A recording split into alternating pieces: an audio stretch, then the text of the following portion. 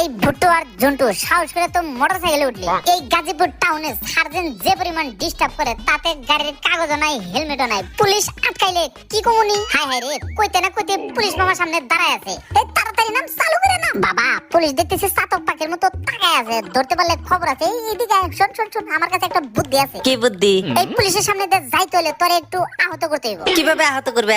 মানুষ আহত করার পাকা আমি, তুই খালি দাঁতে কামড় দিয়ে সহ্য করবি। দাঁড়া, গাড়ির চাবি দেয়া গাড়ির বক্সে থেকে অস্ত্রটা বাইর করি। হাতুড়ে জং পড়ে গেছে, অনেক দিনের ব্যবহার করি। ওস্তাদ একটু ভয় ভয় করতেছে। আরে ভয় পাইস না, আমি কি বাত মাছ খাই না? আমি কি অতই জোরে মারবো? হাতুর দিয়ে হালকা পাতলা হাতে আর মাথায় বাড়ি দিয়ে ছিঁচে দেব, যাতে পুলিশ বুঝতে পারে তুই রুগী। দেখিস মারার সময় চিৎকার করিস না, আমি আবার উল্টা দিকে ফাইসা দিতে পারি। ওস্তাদ ধীরে মারেন, আমার আবার চামড়া পাতলা, অল্পতেই ব্যথা পাই। তুই কোনো চিন্তা করিস না, তোর চামড়া যতই পাতলা হোক হাতুর দিয়ে বাড়ি দিলে তুই ব্যথা পাবি না। নি এবার ওয়ালের সাথে ফিট হয়ে যা, যাতে বাইরে জুত পাই। প্রথমে মাথায় একটা বাড়ি দিয়ে টিমার বানিয়ে দিই।